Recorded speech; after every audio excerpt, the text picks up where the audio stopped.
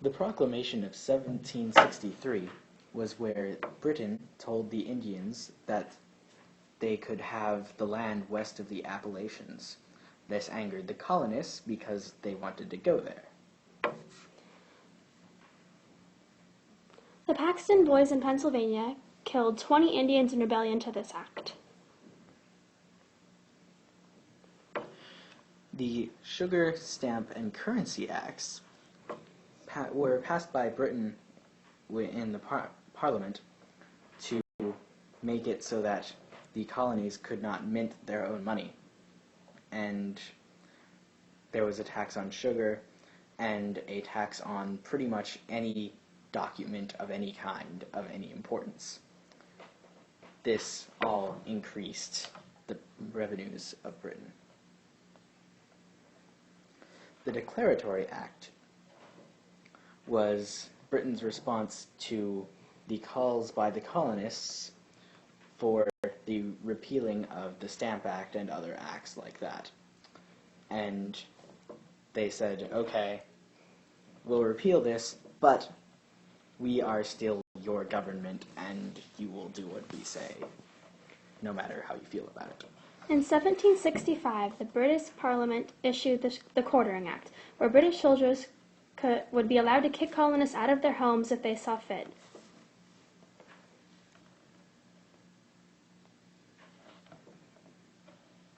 The Correspondence Committee regulated communication between the colonies and eventually became the Continental Congress. The Boston Massacre was where British soldiers opened fire on an unarmed mob in 1770.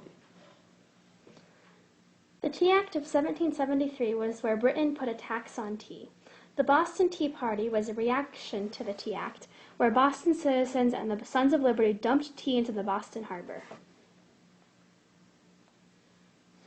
The Intolerable Acts were Britain's response to the Boston Tea Party, and they did many things that put restrictions on Boston and Massachusetts, and essentially just put it under martial law. The First Continental Congress was called together in response to these intolerable acts and boycotted British trade. The battles of Lexington and Concord were the first armed battles of the Revolutionary War between the colonists and Britain. The Second Continental Congress managed the war efforts and moved towards independence for the colonies. Patrick Henry was a politician and the governor of Virginia. He is famous for his quote, "Give me liberty or give me death." He promoted republicanism and opposed the Constitution for fear that it would endanger rights.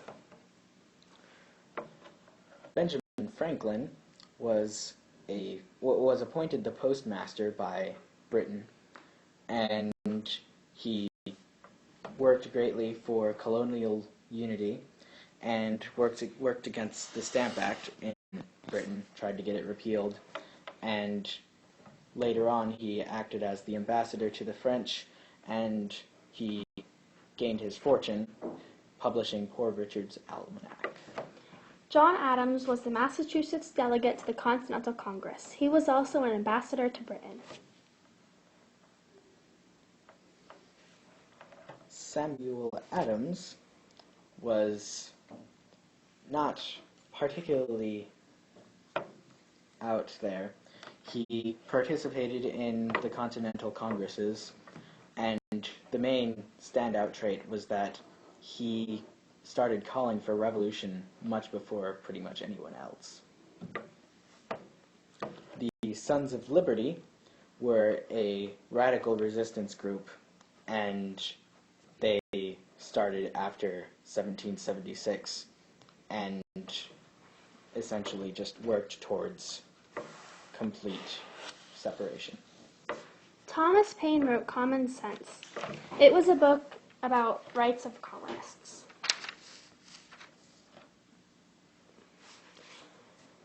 Britain angered the colonies by imposing taxes and taking away their rights as Britain's citizens. These factors together produced a revolution that has changed the face of history for all generations.